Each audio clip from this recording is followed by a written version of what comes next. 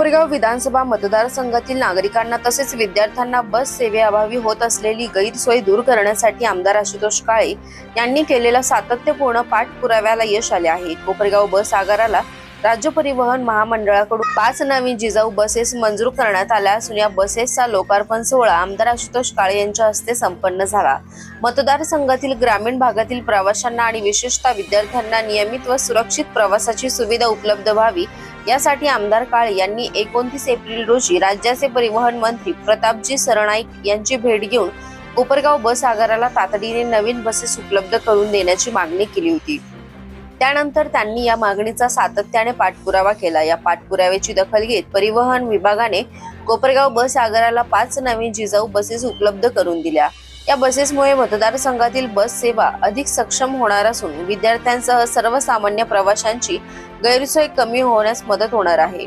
कोपरगाव बस आगारा येथे आयोजित करण्यात आलेल्या लोकार्पण कार्यक्रमास आगारा व्यवस्थापक, अधिकारी, कर्मचारी तसेच राष्ट्रवादी काँग्रेसचे आजी माजी पदाधिकारी व कार्यकर्ते मोठ्या संख्येने उपस्थित होते। यावेळी बोलताना आमदार आशुतोष काळे यांनी मतदारसंघातील नागरिकांना अधिक चांगल्या आणि दर्जेदार सार्वजनिक वाहतूक सुविधा उपलब्ध करून देण्यासाठी प्रयत्न सुरूच राहतील असे सांगितले। सन्माननीय प्रतापजी सरनाईक साहेब यांच्याकडे जी काही मागणी आपल्या सर्वांच्या वतीने केलेली होती त्या मागणीला त्यांनी दाद देऊन आपल्याला बस उपलब्ध करून दिलेल्या आहे। त्यांचा मी मनापासून आभार व्यक्त करतो। अजूनही आपल्याला बसची आवश्यकता आहे।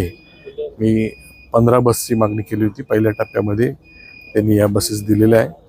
अजूनही आपल्याला बस उपलब्ध करून जी काही प्रवाशांची विद्यार्थ्यांची अडचण आहे ती सोडवण्यासाठी बस उपलब्ध होतील याची खात्री आहे। मी या निमित्ताने आपल्या राज्याचे मुख्यमंत्री देवेंद्रजी फडणवीस साहेब, उपमुख्यमंत्री सुनेत्रा वहिनी आणि एकनाथजी शिंदे साहेब, आपल्या जिल्ह्याचे पालकमंत्री विखे पाटील साहेब यांचं मनापासून आभार व्यक्त करतो का त्यांनी या बस मिळवून देण्यासाठी आपल्याला मदत।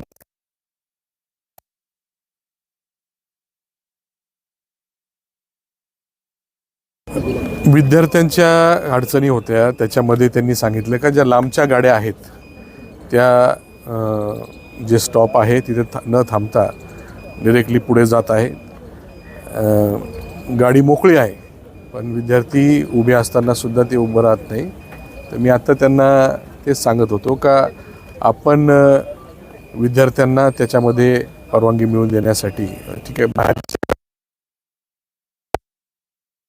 घेऊन या, मोकळी येण्यापेक्षा विद्यार्थ्यांना घेऊन आलेलं बरं ना।